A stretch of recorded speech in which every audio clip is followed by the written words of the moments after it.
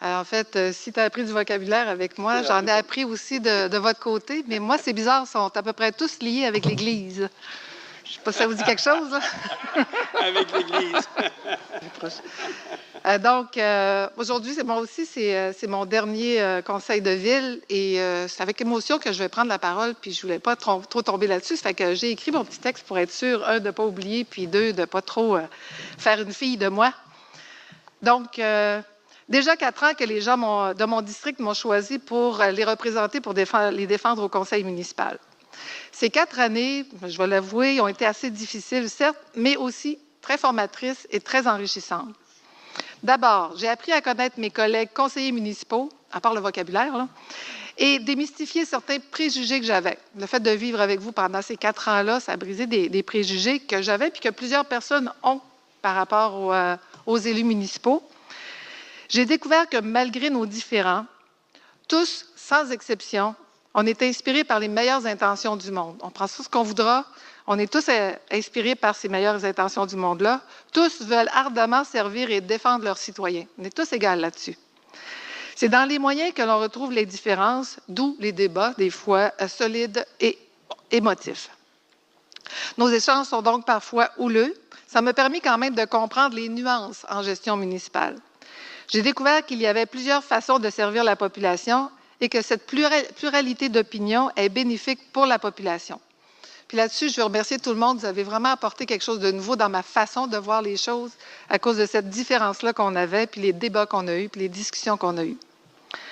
Aussi, là, je vais un peu aller dans la même veine que mes collègues ont parlé avant moi, puis que peut-être ceux qui vont parler après moi.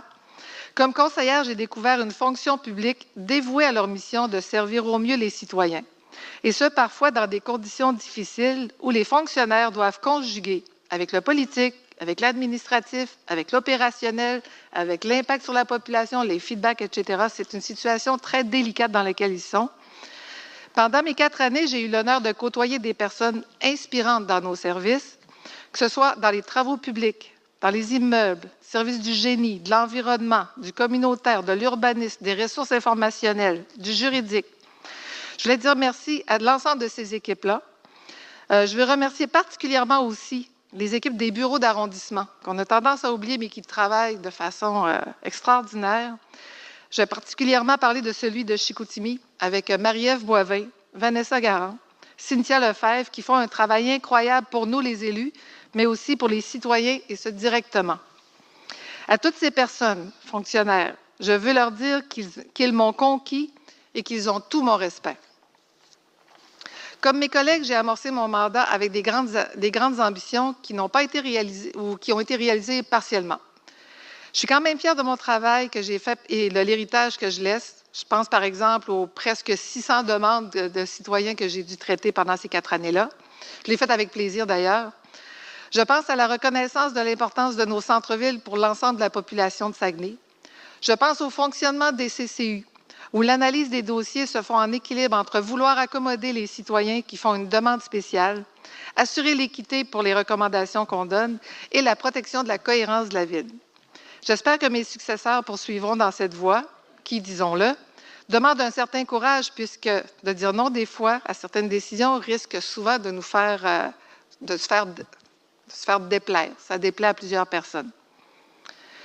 Je pense enfin à ma participation. Je suis très fière de certains éléments, de plusieurs, mais dont je vais les mentionner. Donc, le plan de mobilité durable, le plan climat ou encore celle qu'on a déposée aujourd'hui, qui est la politique encadrant l'intelligence artificielle. Comme conseillère, j'ai servi les citoyens de mon district, le numéro 8, celui qui couvre les 2 rives du Saguenay. Ça comprend 2 centres-villes puis un quartier résidentiel d'une grande qualité. Je veux dire à mes résidents combien j'ai apprécié de travailler pour eux. Vous m'avez permis de vivre des moments magiques lors de nos rencontres, autant celles qui étaient organisées que celles qui étaient improvisées. J'ai toujours senti votre respect et sachez que vous avez le mien.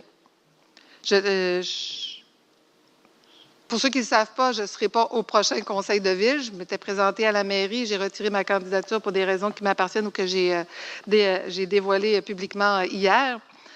Je terminerai mon petite allocution en remerciant les citoyens de mon district qui m'ont fait confiance et qui m'ont permis de vivre un moment de vie unique, celui d'être votre conseillère municipale.